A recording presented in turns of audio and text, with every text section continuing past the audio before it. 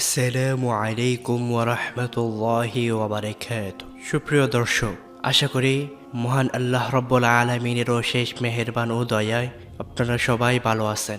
কথায় আছে, ভালো মানুষেরাই এই পৃথিবীতে বেশি কষ্টের শিকার হয় এবং ভালো মানুষ আঘাত পাওয়ার পর পরিস্থিতির শিকার হয়ে খারাপ ব্যবহার করতে থাকে।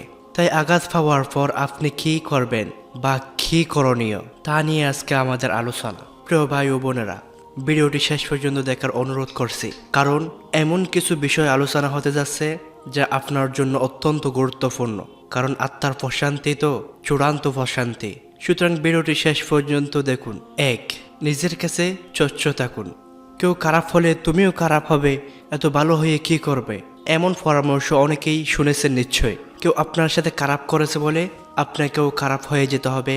আমাদের দেশে প্রবাদী আছে, কাঁটা দিয়ে কাঁটা তুলতে হয়, যা একেবারেই বিভ্রান্তিকর এবং অসত্য একটি নীতিকথা। জীবনটা মোটেই এমন কিছু নয়। আসলে বিষয়টি হচ্ছে নিজের কাছে সৎ থাকুন। নিজে যা করবেন বিবেককে সামনে রেখে করবেন। এমন কিছু করবেন না যার জন্য নিজেকে নিজের কাছে ছোট মনে হয়। খুব কারো কাছের জন্য হলেও খারাপ কিছু করবেন না।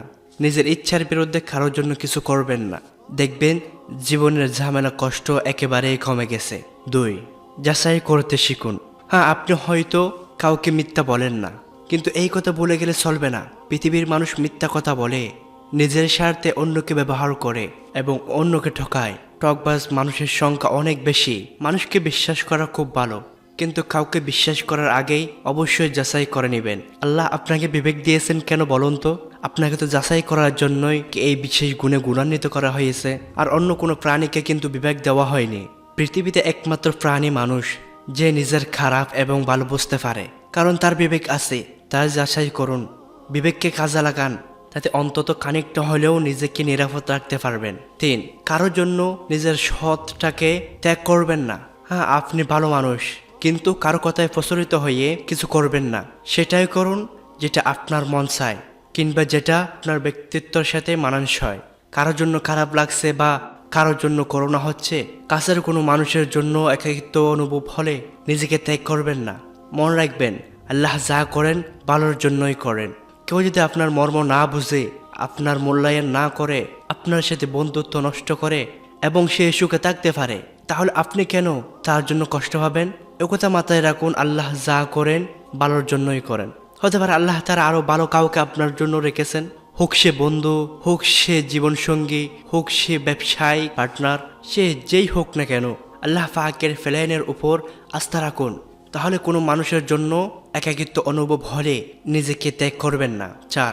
দুর্বলতাকে করে তুলুন হাতিয়ার। আপনি একজন ভালো মানুষ, সত্যবাদী মানুষ, আবেগী মানুষ, আর এটাই কি আপনার দুর্বলতা? আর এই দুর্বলতাকে পুঁজি করে সবাই কি আপনাকে আঘাত করে? এই দুর্বলতাকে পরিণত করে নিন শক্তিতে।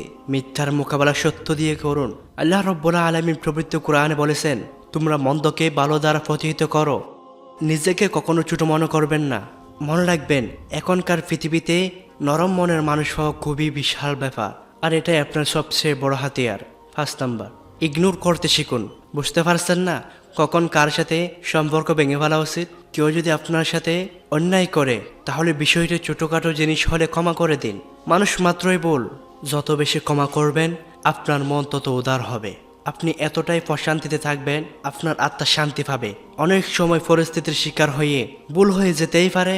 ভুল ভ্রান্তি করা লোকটিকে যদি ঘৃণা করতে থাকেন, তার একটা ভুলের পরে আরও 9টি যে ভালো গুণ আছে তা থেকে নিজেকে বঞ্চিত করলেন। অথচ আপনি তার একটি ভুল ক্ষমা করে দিয়ে 9টি ভালো গুণের সুবিধা ভোগ করতে পারতেন। তাই সম্পর্ক বিচ্ছিন্ন করবেন না, ক্ষমা করে দিবেন। যদি বারবার এই মানুষ দ্বারা আপনি আঘাত পেতে থাকেন, তাহলে ক্ষমা চাইলে ক্ষমা করে দিবেন, ঠিক আছে। কিন্তু যদি মনে হয় যে লোকটি বাড়াবাড়ি রকমের খারাপ, সে প্রতিনিয়ত আপনার সাথে অন্যায় করে চলেছে একের পর এক, তাহলে তার থেকে নিজেকে সরিয়ে নিন। ক্ষমা চাওয়ার পর যদি আবারও আপনাকে আঘাত দিতে থাকে, তাহলে সম্পর্কটা না ভেঙে, খারাপ না করে, বরং নিঃশব্দে সরে পড়ুন এবং মন থেকে তাকে ক্ষমা করে দিন এবং তার জন্য হেদায়েতের জন্য দোয়া করুন। কিন্তু অন্তরে কোনো আঘাত নেবেন না। আল্লাহ তাআলা আমাদের সকলকে এই বিষয়গুলোর উপর আমল করার তৌফিক দান করুন। আমিন।